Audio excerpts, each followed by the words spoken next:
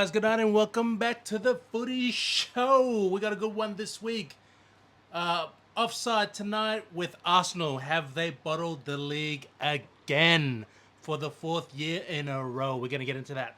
Also, breaking news, well, not really, because we all knew Liam Rosenior, the coach, the manager that had what?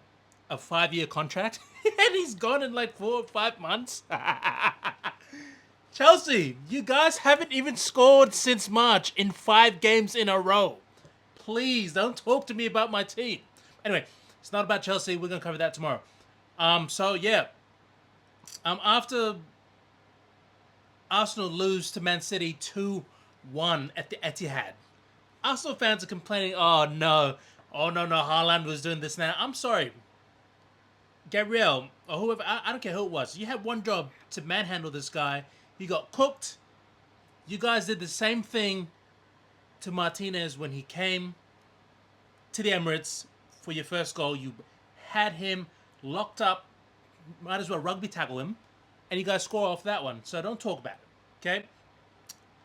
What is really, really amazing to see is that since Arteta has been manager for, I think, 6 years now for Arsenal, they've only won 1 trophy.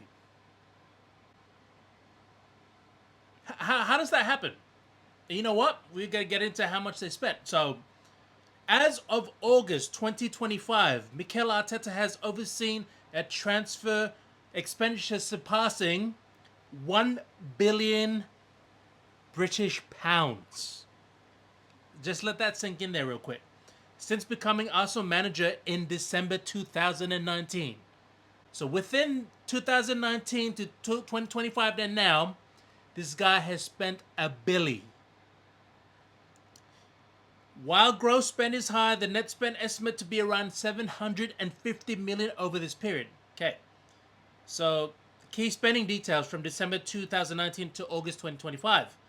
Total expenditure approximately 1.09 billion pounds. It's over £1 billion pretty much. Net spend of around 750 million pounds. Some impact move was roughly bolstered by 270 million spent on conducts, while over expenditure is very high. Reports note that 2024-2025 saw a lower net spend of just under 10 million following key player sales. So major investments include Declan Rice, Kai Havertz, Timber, contributing to the squad overhaul over the past plus 5 years. So think about it. It's like you're telling me they've spent that much money and you've only got 1 trophy to show for it. How does that make sense? Because when it started, you guys were talking about the quadruple. If I'm stand corrected. Because you guys are making fun of Manchester United fans, saying, "Oh, these guys are gonna. Once we got Carrick, we're on a new manager bounce. We're gonna win the league." No one. First of all, let me get this very clear. We never said we were gonna win the league. Then we're not gonna win it now. Top 4, and obviously, yeah. Look, we've been a banter club for the past few seasons. This is what we got.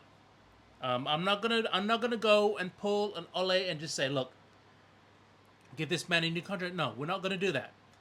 But I'm not gonna have people come and badmouth my club when your club were 10 plus points clear at one point, were fighting for the quadruple, and then guess what? February, quadruple, March, treble, April, double, and May, now what?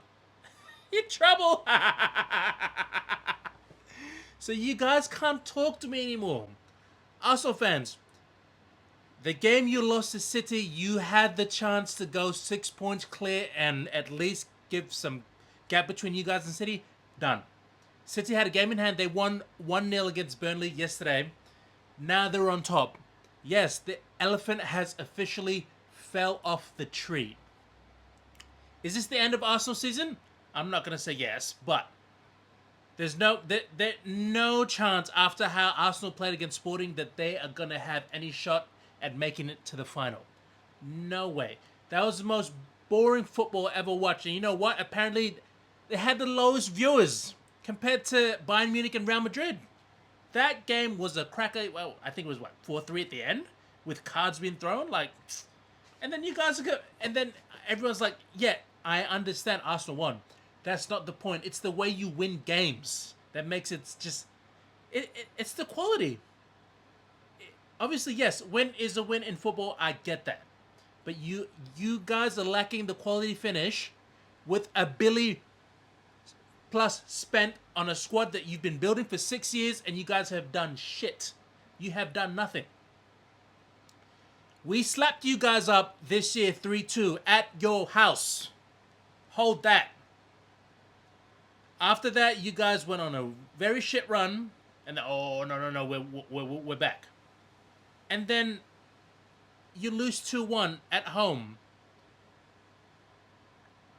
and then that's it. You're throwing all your toys at the cot. The only thing that I will say is that you guys were up by so many points. You were literally cooking everyone, smoking, deep frying, sautéing everyone, and then now you're not even first anymore. How does that work? Honestly, like, I'll give my own like opinion as to what I think this season will end up like, because look, you guys have got 5 games left. You can't draw any games now. You need to win by 2 or more goals, because your goal difference right now is not going to help you. And if I'm looking at the current table, like, you guys are pretty much even. So you can't draw games anymore. You need to win by 2 or more goals. When City usually do this in the past, we've seen it. They've come from behind and absolutely bent you man over, and then that's it, slapped up, your season done no. So then we look forward to the summer. If Arteta bottles the league for the 4th time, does he stay in charge? That's a big question that I think a lot of people want to know, and I would be very, very surprised if this guy kept his job. There is no way. You've spent more than most teams. You guys say that Man United spend a lot. Yeah, we do, but then we make it in profits. Casemiro is leaving. Wage bill's going to be freed up more than half. He's on £250 a week. Arsenal players, you saying Saka this, Saka? What has he done in the last? I don't know how many weeks has he scored. So you know what? No, you guys need to seriously consider the fact that maybe you might need to get rid of Mikel Arteta, because as of right now, I think it would be a very big criminal thing to do to keep this guy in charge after what he's put this club, your Arsenal Football Club, through, which is insane. I'm not hating, honestly. I'm trying to be very neutral and then kind of giving my two cents on the side. Like, is it fair to say that Arsenal have had a better season than most? I think yeah. In my opinion, I think so. What I won't agree with that, the fact that they think that now there's Arsenal fans just sounding very arrogant at the fact that, oh, the league is there for us to win. Yeah, it is, but the way that you guys are carrying yourself now after you lost, you said it was a good loss to City. No, it was a horrible loss. You literally just shitted on your own title race, where City just won their game in hand, and you guys just cooked your season. So now, and to make it worse, you've got Champions League. So my main question is, what would you rather win? Would you crash out on one comp to win the other, or would you try and win both? Because honestly, right now, it's very, very unrealistic, because a lot of teams like Chelsea have absolutely crashed out completely, fired a manager in less than 4 months. And then you've got Arsenal being on top of the league for how many weeks, months, the whole season. And they just absolutely cooked their chances of going 6 points clear when they had 10 plus points to begin with. So if you guys lose the season, you cannot be angry at anyone but your own manager and your own players. It's an absolute disgrace what's happened so far. And I'm sure a lot of Arsenal fans that I know will agree, half won't, because, they think the elephant is still chilling. Nah, mate. The elephant fell off, got shot, and just disappeared. As of right now, your season hangs in the balance with you guys winning the rest of your games. Either you sacrifice the Champions League, or you win both competitions. I don't think so. In my own opinion, I think you're either gonna crash out or you're gonna at least win one trophy, and it's not likely gonna be the Champions League. And yeah, all right, guys. Well, that's it for the offside. Tomorrow we are gonna be covering Chelsea.